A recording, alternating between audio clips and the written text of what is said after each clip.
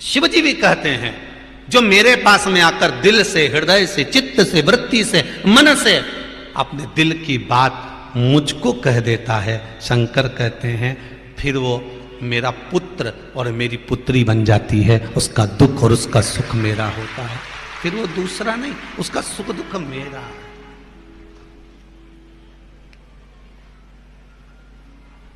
परम भगवदीय वैष्णव का सबसे पहला गुण आपको कथा के पहले दिन कहा था। क्या कहा था? परम भगवदीय वैष्णव के 26 गुण में से सर्वश्रेष्ठ गुण कौन सा है? कथा के प्रथम दिन में जब कथा 1 बजे चालू करी थी, उसके ठीक 2:30 बजे के करीब में एक बात कही थी, आपको ध्यान में होगा।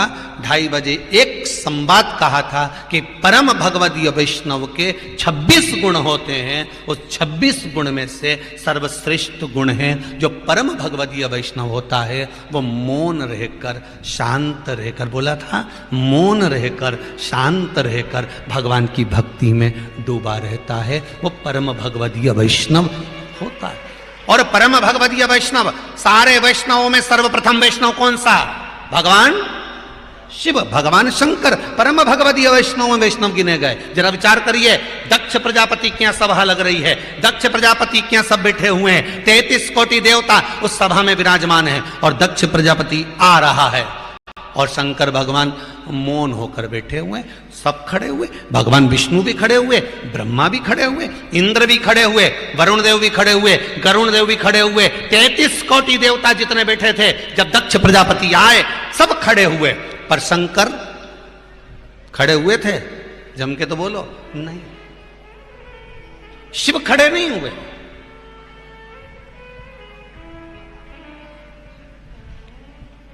क्यों खड़े नहीं हुए? नेत्र बंद हो गए, तो कौन मालूम।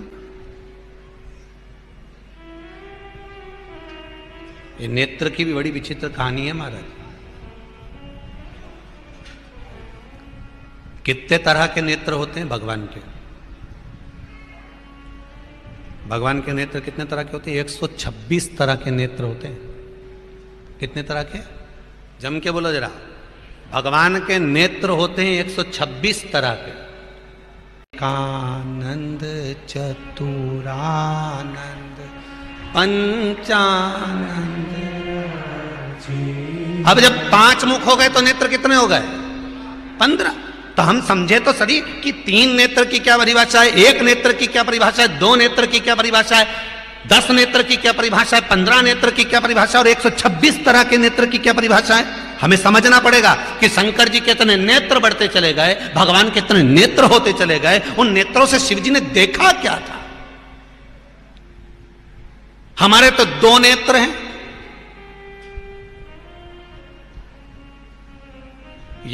ये लोग कहते हैं, हमारे तो 2 नेत्र हैं।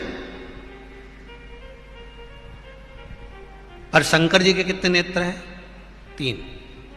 2 दिखते हैं, 1 बंद रहता है, कभी कभी खुलता है, कभी कभी खुलता है।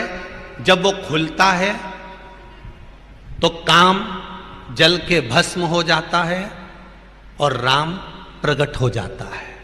बोलो सही है कि गलत है? काम जलेगा, राम प्रकट हो जाएगा। ये शिव जी के 3 नेत्र हैं। जब शंकर जी के 3 नेत्र हैं तो अपने भी कितने होना चाहिए?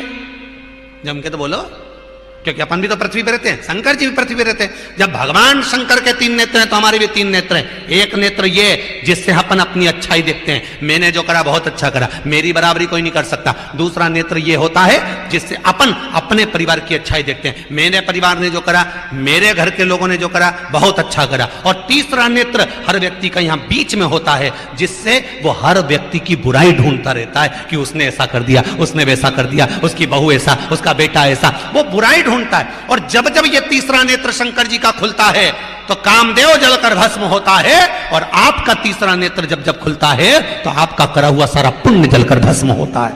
हम दूसरे की जब बुराई देखते हैं तो हमारा करा हुआ सत्कर्म, हमारा करा हुआ अच्छा कर्म, हमारे द्वारा किया हुआ पुण्य कर्म सब जल जाता है। हमने दूसरे की बुराई देखी और सब गया। वो विक्रम और बेताल की कथा याद कर लो, तू बोला और मैं चला। हमने दूसरे की बुराई देखी, हमने दूसरे में ऐब देखा, हमने दूसरे के ऊपर एक उंगली उठाई तो ये 3 उंगलियां हमारी ओर जाकर कहती है तो अपने अंदर झांक कर देखो पहले। उस पर तो एक उठी है, तुम्हारे पर 3 उठी है।